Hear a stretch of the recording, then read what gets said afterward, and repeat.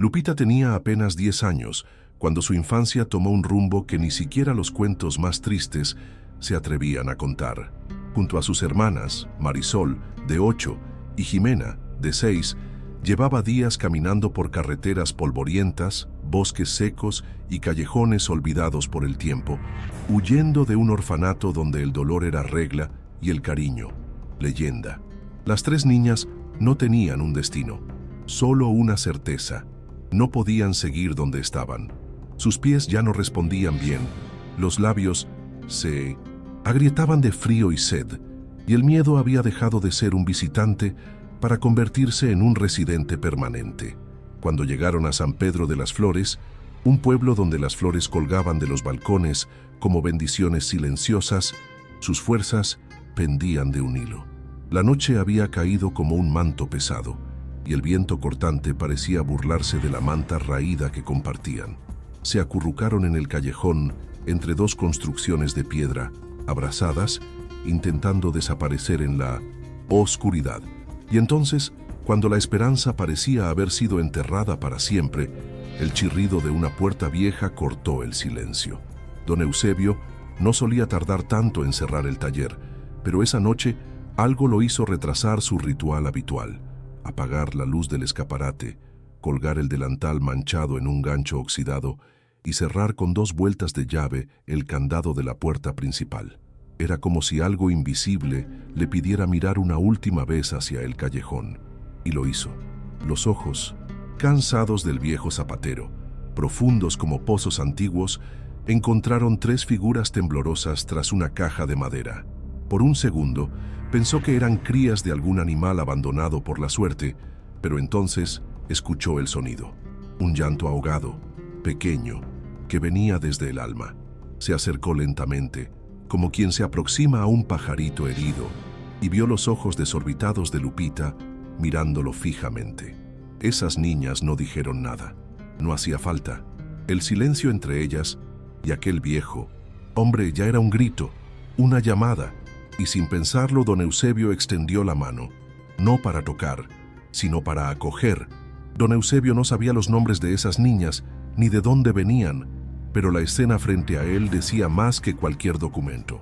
Los ojos de la mayor llevaban una madurez que no correspondía a su edad, como si ya hubiera vivido 3 infancias y enterrado todas. La del medio, Marisol, mantenía la cabeza baja, pero agarraba con fuerza el brazo de la menor, Jimena, que sollozaba suavemente, con el rostro escondido entre las rodillas. El viejo zapatero sintió un apretón en el pecho que hacía mucho no sentía.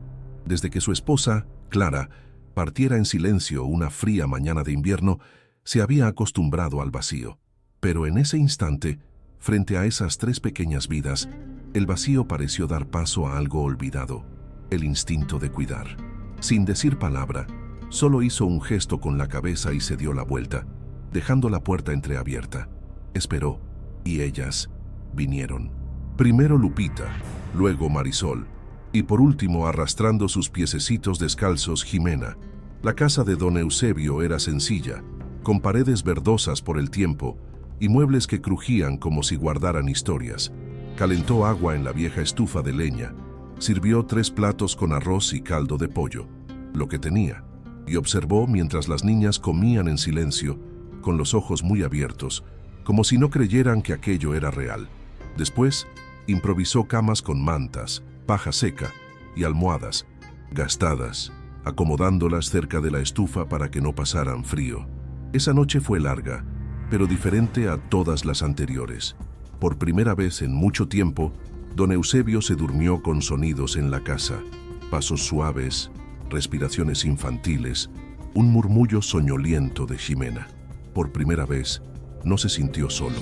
A la mañana siguiente, San Pedro de las Flores despertó con el olor a pan recién horneado y el sonido lejano de las campanas de la iglesia.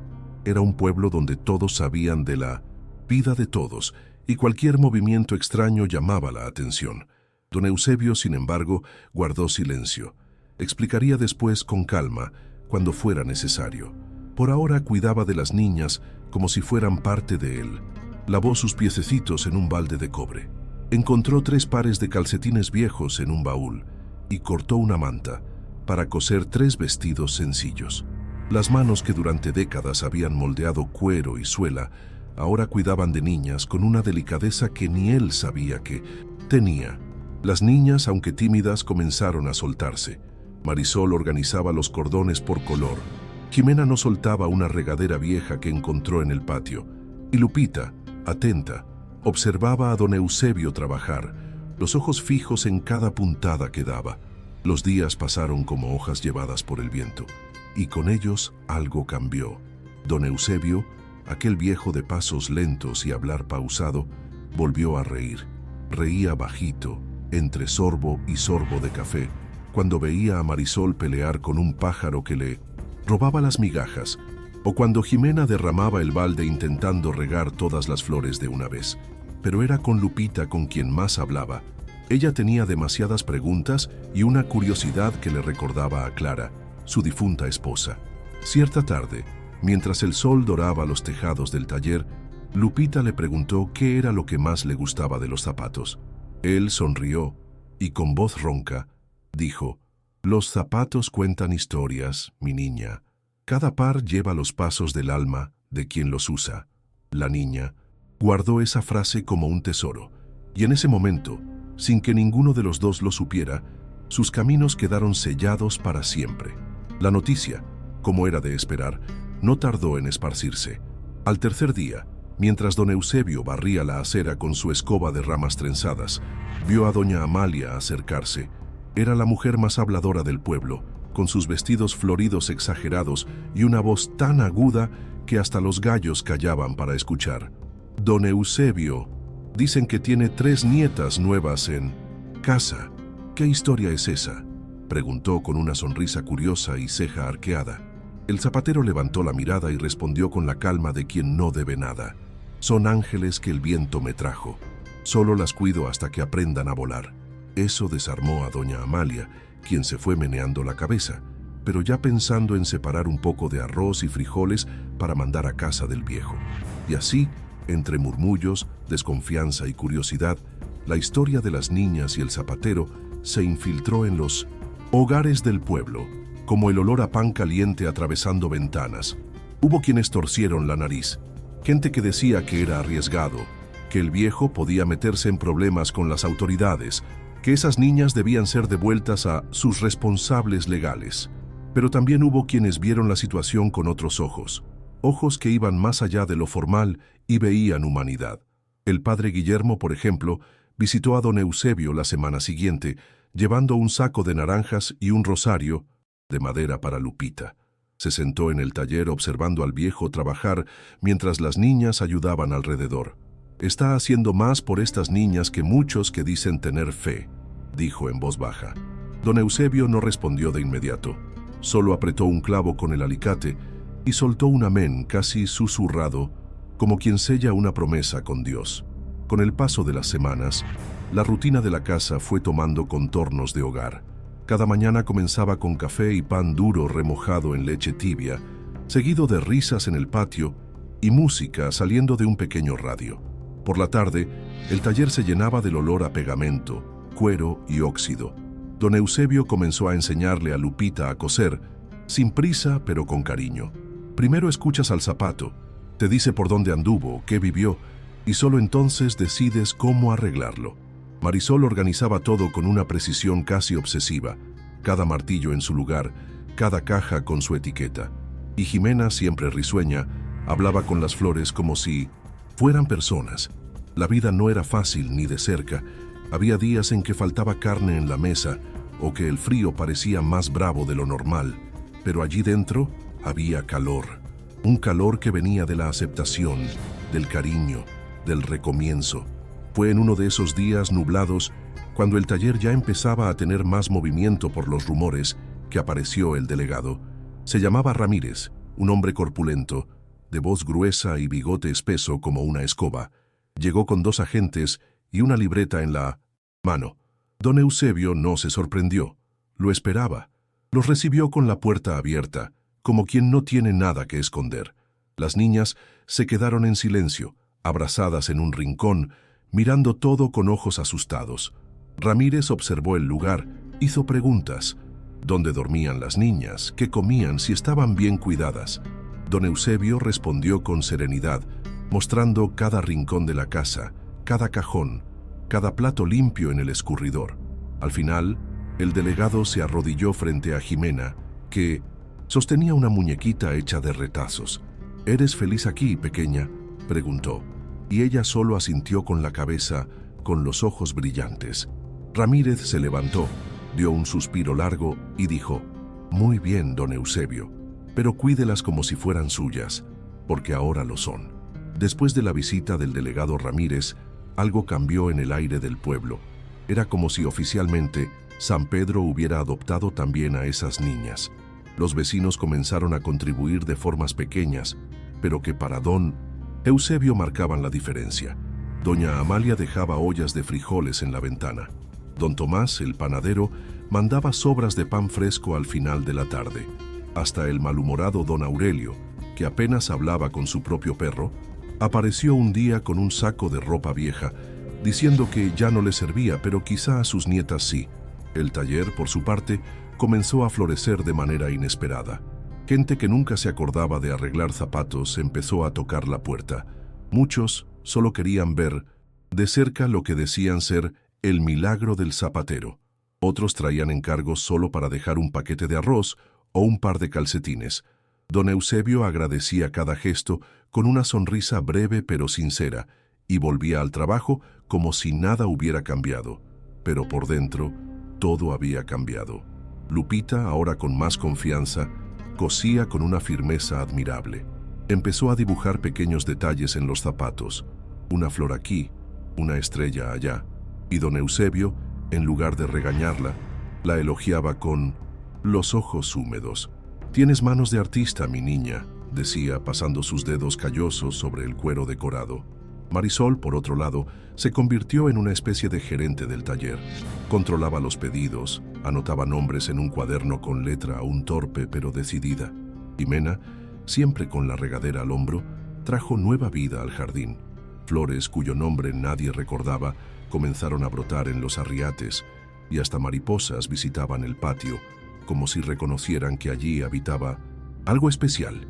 Por las noches los cuatro se sentaban en el suelo de la sala, alrededor de la estufa, y don Eusebio contaba historias antiguas, algunas reales, otras inventadas, todas con la voz quebrada de quien, sin darse cuenta, había reencontrado la vida. Con el tiempo las niñas empezaron a ir a la escuela. Al principio fue difícil, no sabían encajar, llevaban marcas invisibles de sus días en el orfanato. Algunos compañeros se reían de sus ropas sencillas o de su forma tímida de hablar, pero bastaron unos meses para que la comunidad escolar también reconociera su brillo. Lupita destacaba en arte.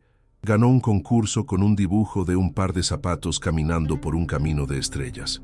Marisol amaba las ciencias, hacía preguntas que dejaban sin respuesta a la maestra. Y Jimena, con su dulzura, conquistaba a todos. Don Eusebio asistía a las presentaciones escolares con la mirada emocionada de quien nunca soñó con ser abuelo, pero terminó siéndolo. Y del mejor tipo, el que la vida eligió, no la sangre. Los años pasaron sin alboroto. Las niñas crecieron ante los ojos del pueblo y don Eusebio envejeció sin prisa. Su barba se volvió más blanca, sus pasos más cortos, pero su sonrisa nunca menguó. Las paredes del taller ahora tenían dibujos, notas, retratos de las niñas en distintas etapas. La pequeña zapatería Don Eusebio se volvió un punto de referencia, tanto por la calidad de los zapatos como por la historia que llevaba. De vez en cuando, algún visitante de fuera oía los rumores y aparecía para conocer al zapatero que crió a 3 niñas solo. Y don Eusebio, con la modestia de siempre, servía café, mostraba el jardín, dejaba que Lupita presentara los zapatos y solo decía: «Yo solo hice lo que cualquiera haría, pero con amor y un poco de pegamento». Cuando Lupita cumplió 17 años, algo comenzó a cambiar en el ritmo de la casa. Hablaba más bajo, caminaba más pensativa, pasaba horas dibujando en el fondo del taller, los ojos fijos en un punto lejano. Fue en una de esas tardes que le contó a don Eusebio que la habían llamado para una entrevista de beca en una escuela de arte en la capital. Él la escuchó en silencio mientras lijaba la suela de un zapato gastado y al final solo dijo: «Tienes que ir. Los caminos están para recorrerlos, no para guardarlos en una caja». El día de la entrevista, don Eusebio la acompañó hasta la parada del autobús con un par de zapatos nuevos en las manos, los primeros que Lupita no ayudó a hacer. Se los calzó allí mismo, con los ojos llorosos, y dijo que sentía como si tuviera alas en los pies. Meses después, Marisol y Jimena también comenzaron a recibir oportunidades. Una maestra notó el talento lógico de Marisol y la recomendó para un programa de ciencia en Guadalajara.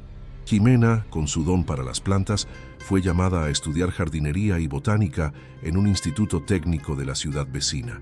Cada una partió en su momento, con el corazón apretado, pero los ojos brillantes de esperanza.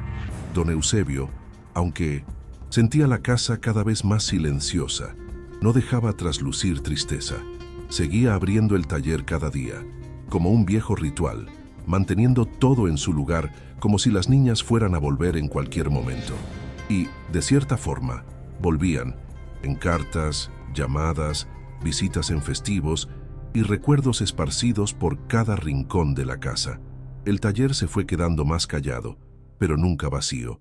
Había demasiados recuerdos en los estantes, en los bancos gastados, en las herramientas marcadas por el tiempo. Don Eusebio pasaba largos ratos sentado en el banco de madera frente a la puerta, observando el movimiento de la calle e intercambiando pocas palabras con los transeúntes. Sus pasos eran más lentos, pero su mente seguía ágil. Seguía haciendo zapatos, aunque a un ritmo más tranquilo, siempre con alguna historia ligada a quien los encargaba. Estos son para doña Clara, que bailará en la boda de su nieta. Necesitan levedad. Estos son para el hijo de Silvino, que probará suerte en el norte. Necesitan valentía. Cada costura llevaba un pedazo de alma, como él siempre decía. Fue en una tibia tarde de primavera, cuando el sol doraba los adoquines de la calle como si el tiempo se hubiera detenido, que don Eusebio sintió un cansancio diferente. No era físico, era un cansancio sereno, casi dulce, como quien siente que algo se está completando. Se sentó en el banco de trabajo, con un par de zapatos femeninos aún sin terminar frente a él. Cuero caramelo, costura fina, cordones rojos, como cerejas. Eran para Lupita, que cumpliría años la semana siguiente. Tomó la aguja, pasó el hilo con cuidado y dio la primera puntada, pero no terminó la segunda. El silencio de ese taller, por primera vez, se volvió absoluto. Don Eusebio partió allí mismo, con los ojos cerrados y las manos aún calientes por el trabajo. No hubo dolor ni soledad, solo paz. La noticia de la muerte de don Eusebio corrió como viento entre los árboles de San Pedro. Fue Marisol quien llegó primero. Recibió la llamada de una vecina y dejó todo en Guadalajara para tomar el primer autobús. Cuando entró al taller y vio el par de zapatos sin terminar sobre el banco, no necesitó explicaciones. Se sentó en el mismo banco que él usaba, sostuvo la pieza como si fuera de vidrio y lloró sin prisa, sin vergüenza. Lupita y Jimena llegaron al día siguiente. Las tres se abrazaron en medio del taller, entre martillos y retazos de cuero, sin poder decir nada durante largos minutos. Ahí, en ese silencio entre hermanas, nació la certeza de que no podían dejar que esa historia terminara con él. El velorio se llevó a cabo en la pequeña iglesia del pueblo, con todos los que alguna vez calzaron sus zapatos presentes. No hubo lujo, solo flores del jardín de su propio taller, una foto en blanco y negro de don Eusebio, sonriendo con los ojos, y un par de zapatos hechos por Lupita a los 13 años, reposando sobre el ataúd. El padre, viejo conocido del zapatero, apenas pudo terminar la homilía. Solo dijo: algunos hombres arreglan zapatos, otros arreglan vidas, y hay esos pocos que hacen ambas cosas. El cementerio se quedó pequeño para tanta gente. Cada persona parecía llevar una historia diferente con don Eusebio. Alguien que ayudó sin pedir nada, que escuchó sin juzgar, que enseñó sin imponer. Fue en una de esas noches cuando todo se calmó y las niñas estaban sentadas en el patio que Marisol dijo lo que todas sentían. Él no era solo nuestro abuelito, era el de todos. La idea de la fundación nació ahí mismo, bajo las estrellas, entre recuerdos y promesas. En los meses siguientes, las tres dejaron todo en las ciudades donde estaban y volvieron a San Pedro.